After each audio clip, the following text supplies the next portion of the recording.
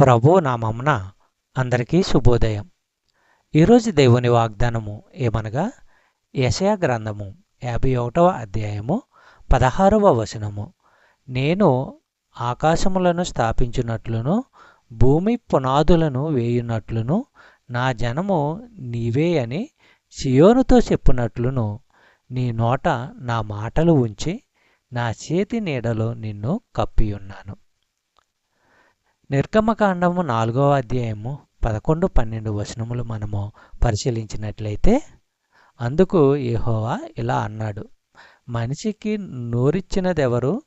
మనిషిని మూగవాడుగా, చెవిటివాడుగా, చూపుగలవాడుగా, గుడ్డివాడుగా చేసేదెవరు?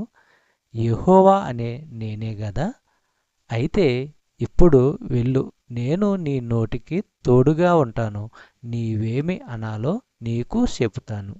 చెప్పబడిన వాగ్దానము దేవుడు దీవించి ఆశీర్వదించును గాక. ఆమేన్.